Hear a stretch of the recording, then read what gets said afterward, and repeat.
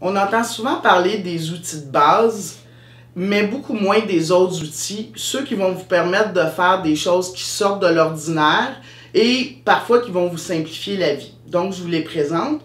On débute par le disque Kumihimo.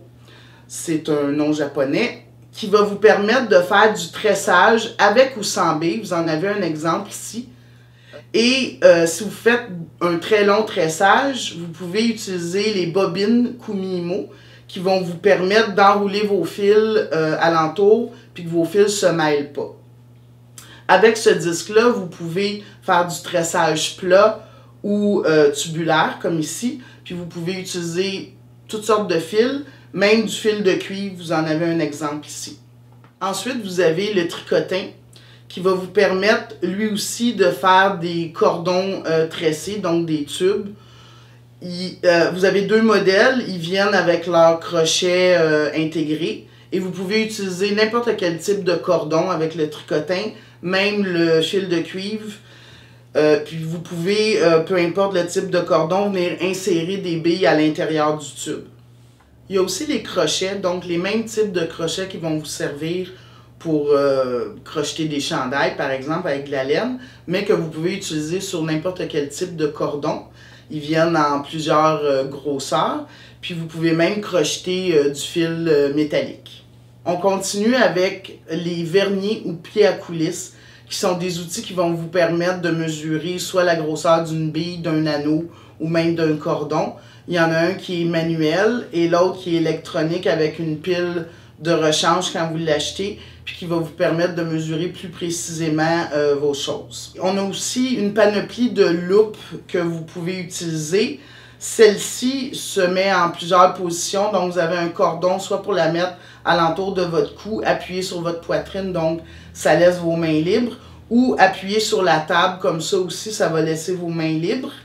Et vous avez un petit compartiment ici où vous allez venir mettre des batteries. Il y a deux petites lumières qui peuvent venir vous aider à mieux voir. La loupe de poche ici qui vient avec son étui ou la loupe montée sur le pied à deux pinces, donc le support à deux pinces qui va vous permettre de... Ça vous sert en fait un peu de troisième main quand vous avez vos deux mains occupées à faire d'autres choses. Ça va venir vous aider.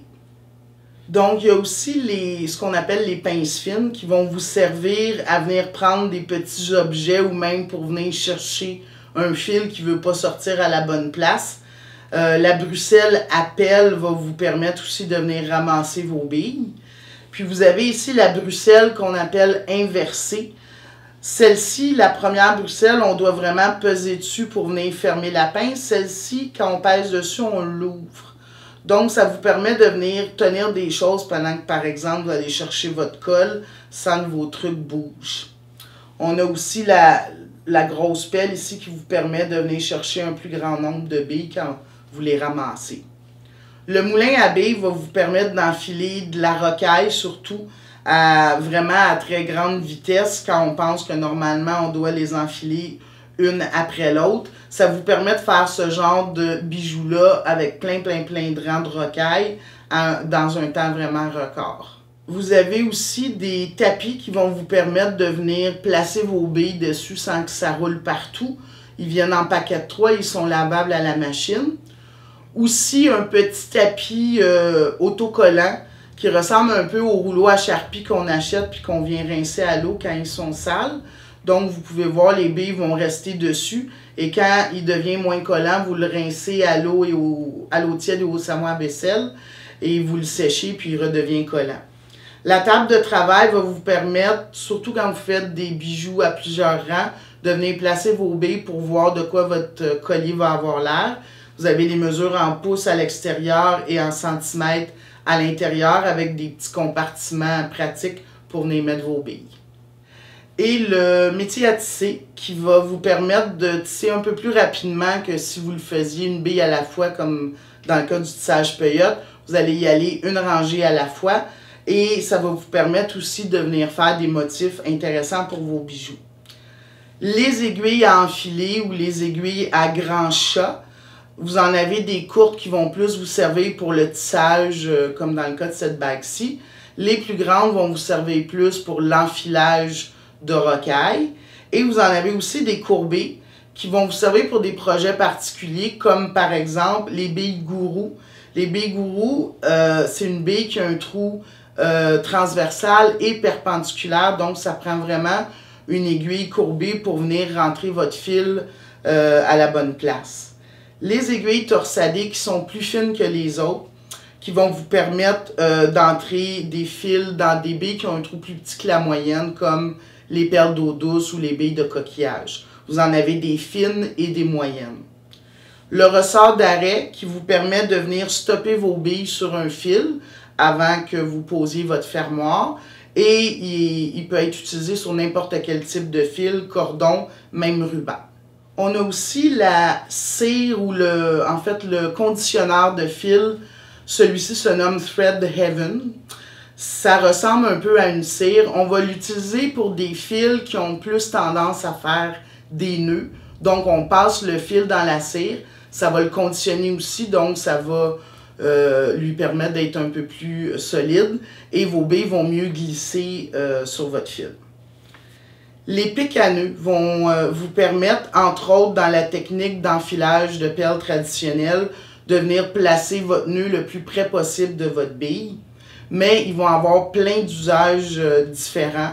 Donc pour gratter de la colle, pour faire des trous dans du cuir, pour faire des trous dans la pâte polymère, quand vous faites des formes en pâte polymère. Donc c'est vraiment un outil essentiel à avoir dans un coffre à outils. Il existe aussi un outil à nouer qui va vous permettre, toujours dans la technique de l'enfilage de perles traditionnelle, il y a des personnes qui sont moins à l'aise avec la technique, avec seulement le pic à nœud. Donc, on a l'outil à nouer qui va être un petit peu plus facile à venir placer vos nœuds.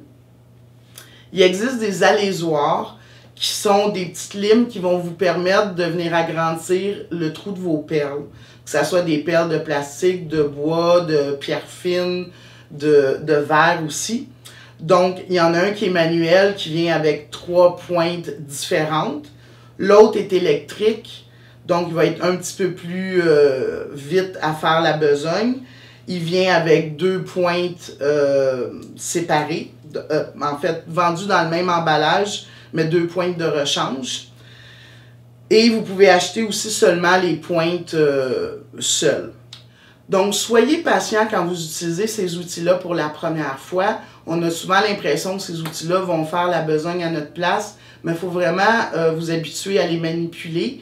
Puis après quelques tentatives, souvent, on y arrive, puis on arrive à faire des choses vraiment intéressantes pour nos bijoux.